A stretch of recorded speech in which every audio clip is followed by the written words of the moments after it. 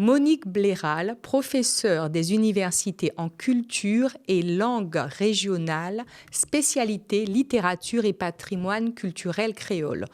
Universitaire, chercheuse et sociologue de la culture, elle a consacré sa vie à la reconnaissance et à la transmission des savoirs créoles. Elle a su inscrire la littérature, la musique, la danse et le carnaval de Guyane au cœur de la recherche et du patrimoine. On lui doit notamment un rôle majeur dans l'inscription du carnaval de Guyane et du Touloulou au patrimoine immatériel français à l'UNESCO en 2017. Vous l'aurez compris, Monique Bléral est une femme de savoir, de culture et de passion. Avec elle, nous allons revisiter nos traditions, nos mémoires et notre patrimoine immatériel. Alors installez-vous, ouvrez grand vos oreilles parce que Ticozé commence maintenant avec Monique Bléral. Merci Monique Bléral d'avoir accepté l'invitation dans Ticozé. Bonsoir, merci aussi à vous de m'inviter et merci donc à l'auditoire qui m'écoute. Depuis la création de l'Observatoire régional du carnaval guyanais, quelles sont selon vous vos plus grandes victoires et vos principaux défis? Effectivement, donc ma plus grande victoire et celle aussi donc des membres qui m'accompagne parce que je ne suis pas seule au sein de l'Observatoire régional du carnaval guyanais, c'est la prise de conscience de ce qu'est le patrimoine culturel immatériel, ce qu'est l'UNESCO. Et avec l'inscription du carnaval avec le personnage du Touloulou, donc de Guyane, en 2017, sur la liste du patrimoine national, le patrimoine français, il y a eu donc vraiment une prise de conscience au niveau de la Guyane pour ce qu'est donc tout simplement le patrimoine culturel immatériel, que ce soit créole ou chez les Amérindiens ou chez les Noirs marrons. Donc vraiment ça c'est déjà une grande réussite, une grande fierté pour nous d'avoir éveillé cette prise de conscience. Mais l'Observatoire aussi sert de courroie de transmission entre les populations, les institutions. C'est aussi la prise de conscience, la réflexion sur les interpénétrations culturelles, donc dans le monde du carnaval, par rapport donc aux frontières qui bordent la Guyane. L'Observatoire, c'est tout simplement la transmission intergénérationnelle entre les jeunes, les gangans, c'est-à-dire les anciens, et puis, la sauvegarde, la valorisation donc, de tous les principes, tous les critères qui relèvent de l'UNESCO. C'est ça l'Observatoire régional du carnaval guyanais. Et pour nous, c'est une fierté, une réussite de pouvoir faire participer tout le monde donc à cette prise de conscience. Justement, pour notre audience, est-ce que vous pouvez nous expliquer ce que c'est que l'importance du carnaval en Guyane et ce que c'est que le Touloulou, le personnage? Oui. Alors déjà, le carnaval en Guyane dure de janvier au mercredi décembre, donc 2 mois ou 3 mois. Et le carnaval donc met en valeur un personnage clé, le Touloulou, qui est aussi donc il y a le Touloulou de rue, le Touloulou de nuit. Le Touloulou de rue raconte l'histoire du peuplement de la Guyane, puisqu'on trouve à travers les costumes de ces personnages qui sillonnent les rues et qui se caractérisent par leur anonymat parce qu'ils portent un masque. Donc, cette histoire donc, du Touloulou rappelle la phase donc, du marronnage, quand les esclaves sont arrivés donc, d'Afrique et ont été sur les plantations et certains ont préféré partir donc dans la forêt pour ne pas subir le joug des colons. L'histoire aussi liée au bagne, l'histoire de l'orpaillage. Donc le Touloulou de rue raconte l'histoire de la population guyanaise. Ça, c'est le Touloulou de rue. Mais il y a à côté le Touloulou de nuit, que l'on retrouve dans les dancing. Et là, c'est un personnage énigmatique, mystérieux. C'est une femme qui vient donc faire danser les cavaliers et qui se caractérise par son anonymat, qui fait rêver donc l'homme, parce qu'il peut danser avec sa femme, sa mère, son ennemi, et il rêve de la femme idéale qui est dans ses bras et qui danse avec lui.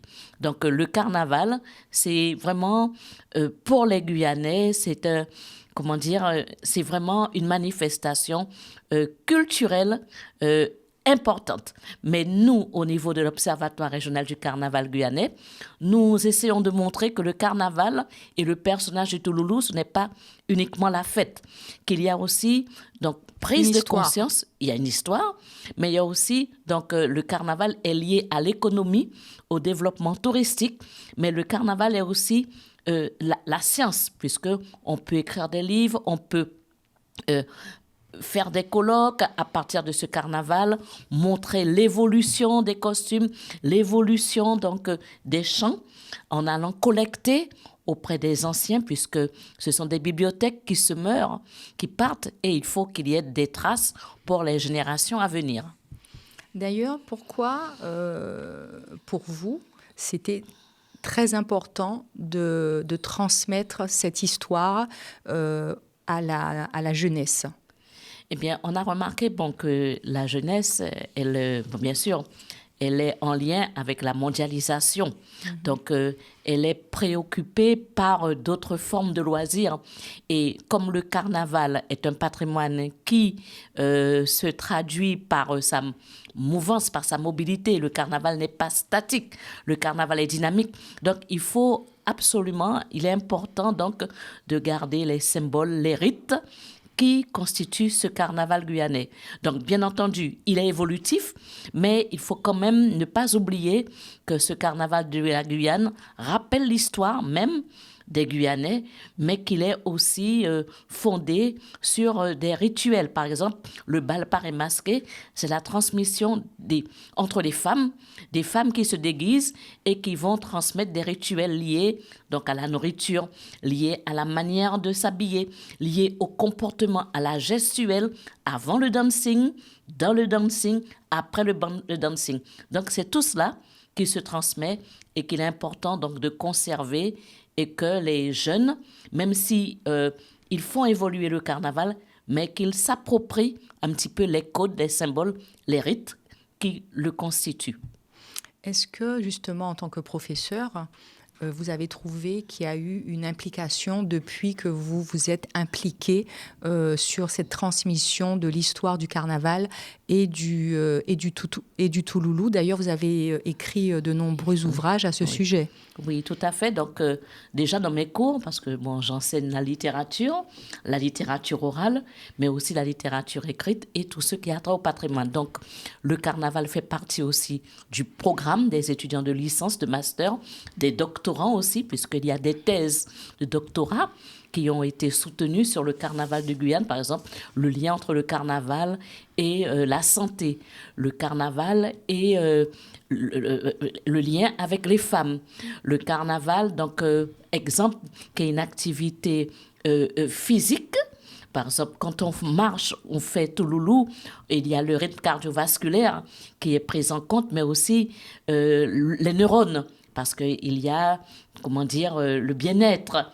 Et puis, il y a aussi toute la gastronomie qui est liée à ce carnaval. Donc, vraiment, avec les étudiants, on travaille sur cet aspect, donc scientifique, mais aussi sur la littérature, parce qu'il y a des poètes, des romans, des pièces de théâtre qui mettent en valeur ce carnaval de Guyane.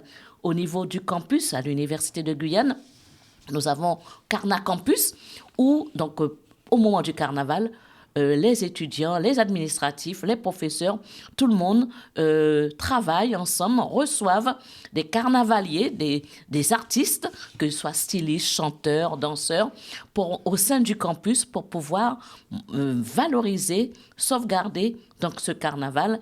Et là, on a le Carna Campus. Et à côté donc de Carna Campus, nous avons aussi le DU Art Histoire des carnavals avec des matières où on travaille sur la littérature du carnaval, l'anthropologie, l'histoire, la gestion, et avec des stages pratiques chez des artistes ou des artisans, par exemple, pour pouvoir confectionner les costumes à partir donc des éléments naturels, donc le lien avec le développement durable, et puis le travail aussi, la réflexion sur l'économie, le tourisme, parce qu'à la fin de ce diplôme, le DUR Histoire des carnavals, les étudiants peuvent après ouvrir leur propre entreprise ou aller travailler dans les collectivités en lien avec le développement du patrimoine.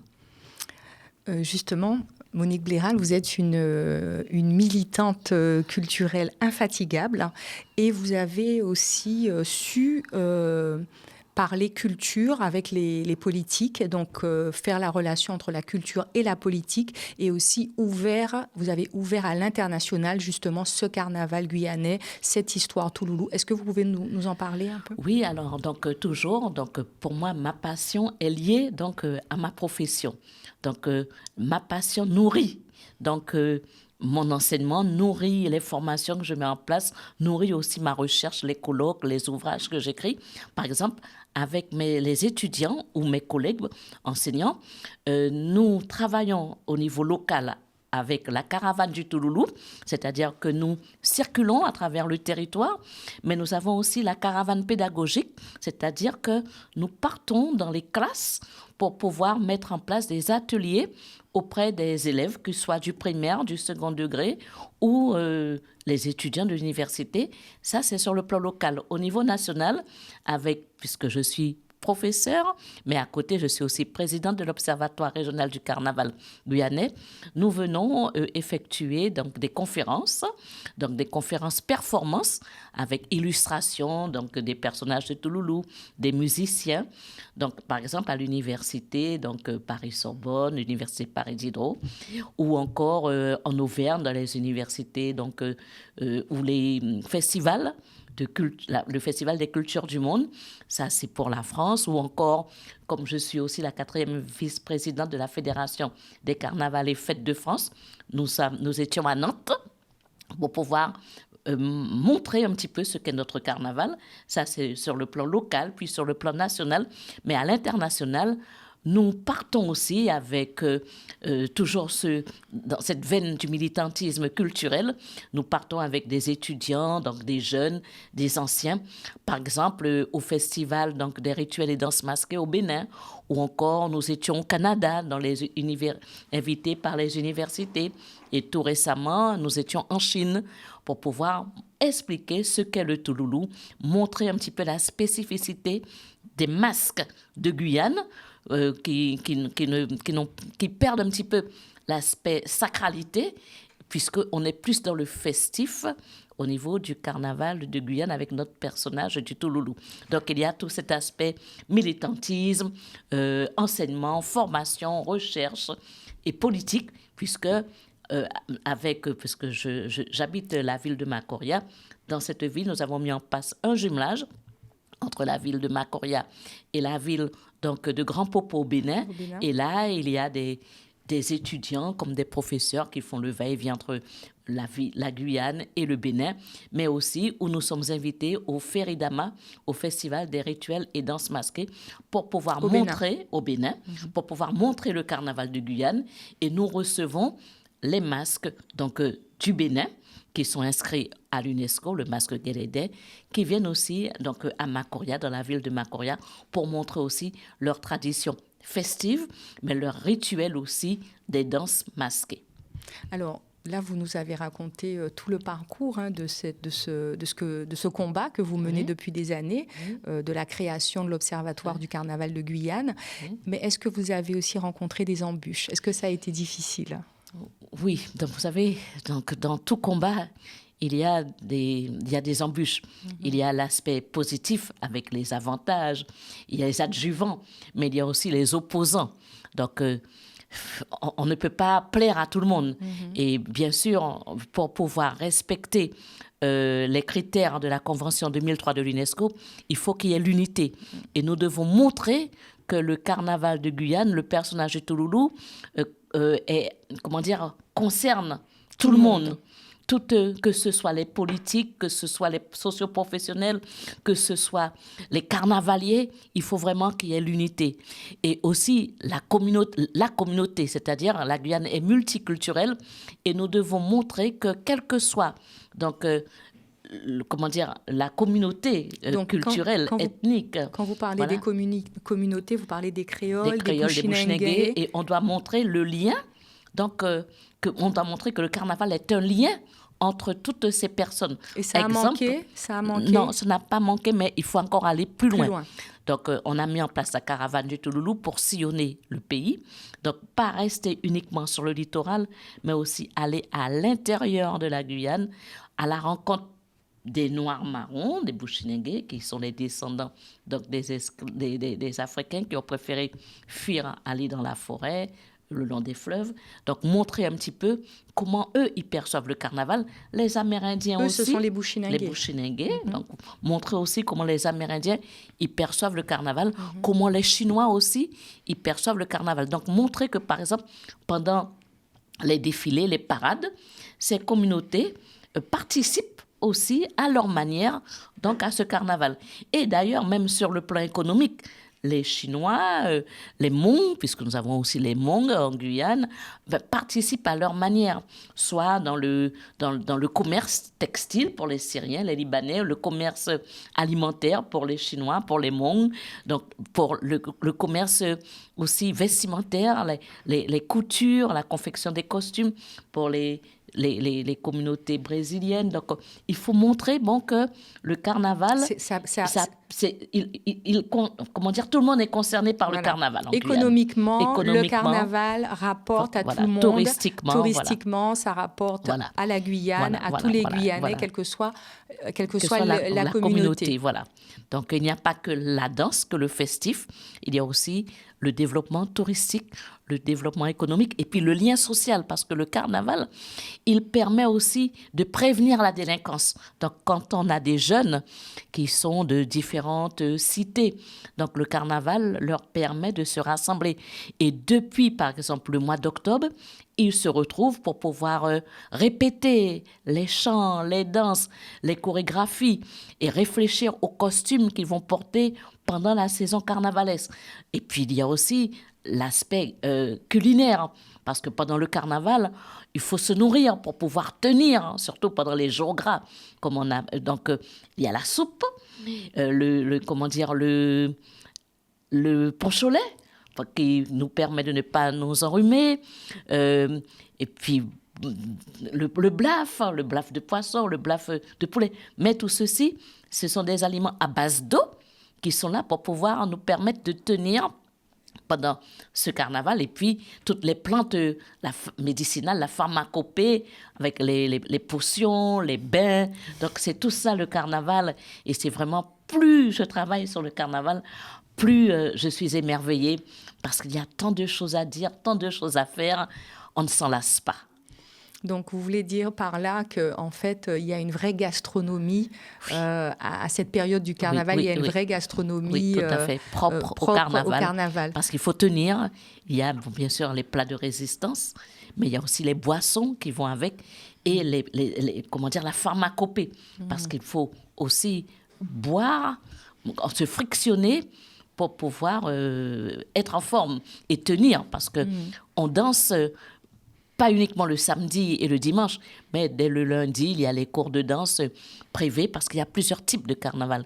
Il y a le carnaval dans les publics, dans les bals, le carnaval de rue, mais aussi le carnaval dans les boîtes de nuit, parce qu'on passe la musique, les chansons de carnaval, et les cours privés, puisqu'il faut aussi connaître les codes, se les approprier pour, au moment d'aller dans la salle de bal, ne pas être perdu.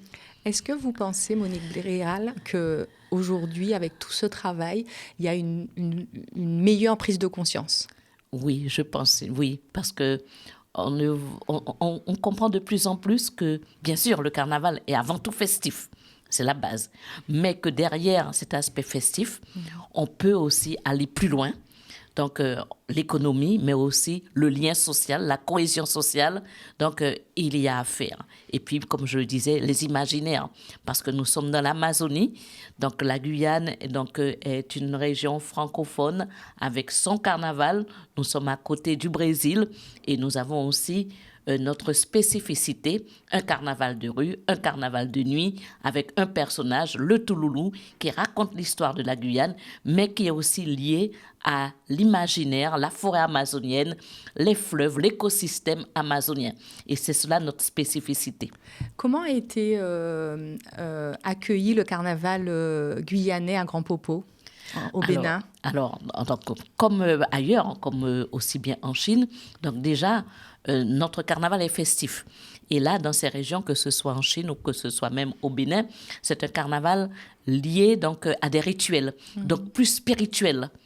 Et là, le fait donc déjà de venir avec nos costumes, donc qui racontent l'histoire de la population guyanaise, c'est une découverte. Et en même temps, on essaie quand même, par exemple pour l'Afrique, de comprendre. Bon, bien sûr, il y a l'héritage européen, puisque il y a eu la colonisation, mais il y a aussi la partie africaine dans notre carnaval que peut-être il faudrait qu'on creuse, qu'on approfondisse pour mieux connaître les savoirs, les savoir-être, les savoir-faire liés à notre carnaval. Et là, bon, ce sont des sujets d'études avec les doctorants que je suis, donc au niveau de l'université. Et en Chine, parce que c'est quand même assez...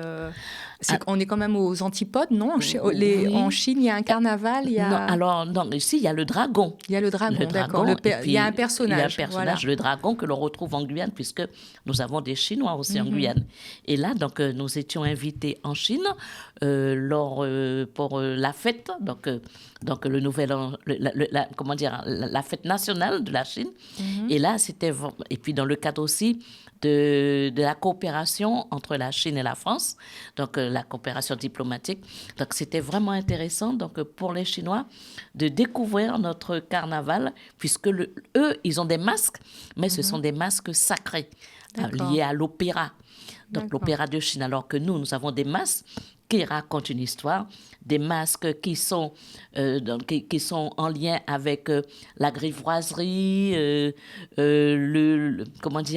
la satire sociale, l'ironie, puisque avec nos costumes de carnaval, on se moque aussi de la société. Et on est dans l'inversion des rôles. Et là, c'était vraiment intéressant, que ce soit en Chine, que ce soit au Bénin, de montrer donc cet aspect, cette caractéristique de notre carnaval. En lien aussi avec le développement durable, puisque on s'inspire aussi de la nature pour travailler nos costumes, les bois, les feuilles. Donc on est aussi dans la valorisation de la nature. Alors aussi, vous nous parliez des boissons. Oui. Alors en général, elles sont composées de quoi, les boissons qui sont bues à la période du carnaval? Alors la base, bon bien sûr, modernité, il y a le champagne, il y a toutes les je parle vraiment des boissons le rhum, fabriquées en Guyane. Le rhum, le poncholet. Le poncholet, c'est quoi? Alors le rhum, donc c'est au petit matin, et là, après avoir dansé toute une nuit, pour ne pas prendre froid et être en forme, parce que le carnaval, on commence donc dès 20h à 22h à danser, mais après, il y a le vidé, c'est-à-dire le rassemblement à 5h du matin, pour pouvoir se retrouver autour d'un camion et puis danser dans la rue, et puis les gens viennent au fur et à mesure autour de ce camion danser. Donc au petit déjeuner, on prend le poncholet. Donc avant d'aller dans ce vidé, quand on quitte la salle de bal, le dancing, entre copains, on boit, déjà on mange la soupe pour avoir de la force, ou on mange le poisson, le blaf. On prend le poncholet pour ne pas prendre froid et puis avoir des forces. Les femmes aussi, d'accord. Ah oui, les femmes aussi. Donc tout en étant masqué, parce que en tant que Touloulou, les femmes ne se démasquent pas. On ne se démasque pas, on déforme la voix, tout. Donc avec la paille, on boit son petit poncholet, on mange sa soupe. Et après, on rentre chez soi. Ceux qui veulent se reposent pour pouvoir défiler l'après-midi. Et ceux qui ne veulent pas, se retrouvent. Il y a les afters, comme on dit. Et là, on mange, on boit entre copains, on parle, on discute. Donc vraiment... vous parliez justement de la pharmacopée. Donc je m'imaginais qu'il y avait d'autres boissons aussi pour tenir le rythme qui étaient fabriquées à cette période. Oui, à partir des feuilles. À partir des feuilles, justement. Mais moi, je préfère tous ceux qui sont à base de rhum, parce que c'est vraiment... Mais il y a aussi des boissons à base de feuilles. Tout simplement, bien sûr. Et puis, avec tout ce qu'on ajoute, le gros sel, il y a plusieurs types donc, de breuvages, mais aussi de lotion pour pouvoir se tonifier les muscles, voilà, pour pouvoir être en forme. En tout cas, ça donne envie.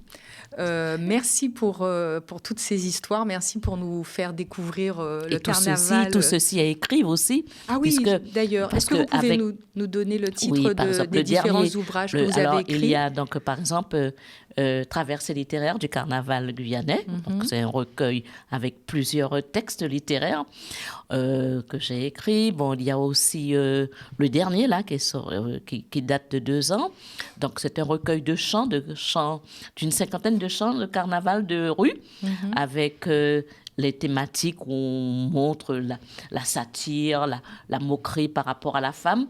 Et là, avec des étudiants, nous sommes partis auprès des anciens collecter donc ces chansons qui ont été transcrites en créole, traduites en français, avec des commentaires, des analyses sur la langue, la linguistique, sur le contexte et avec les mélodies. Comme ça, donc, si les mélodies, si on peut les chanter, mais aussi les portées musicales, si on veut aussi jouer ces chansons. Et on peut les retrouver sur YouTube. Donc, puisque nous travaillons avec aussi... L'Observatoire n'est pas seul. L'Observatoire travaille avec des groupes de carnaval, le groupe Scorpion, le groupe Kouman. Donc, on peut retrouver aussi sur le site du groupe Kouman. Donc, chanter carnaval la Guyane. Donc, les chants de carnaval de rue, on tape le site Kouman et on va retrouver Kouman, ça s'écrit Kouman. D'accord. Donc, on va retrouver tous ces chants avec des photos, des vidéos, avec les portées musicales, les chants, les paroles, quelques paroles et des images filmées. Et vos livres, on peut les retrouver où? Vous allez sur Internet et puis vous les commandez à la FNAC. D'accord, et puis à la donc, FNAC. à la FNAC, voilà, je pense. Voilà. Merci beaucoup, Monique Bléral, pour ce partage. C'est moi qui vous remercie. Merci donc de m'avoir accepté et d'avoir accepté que je vous partage ma passion. C'était avec un grand plaisir. Ma passion du patrimoine culturel immatériel carnavalesque. Merci. Merci. Au revoir. Au revoir.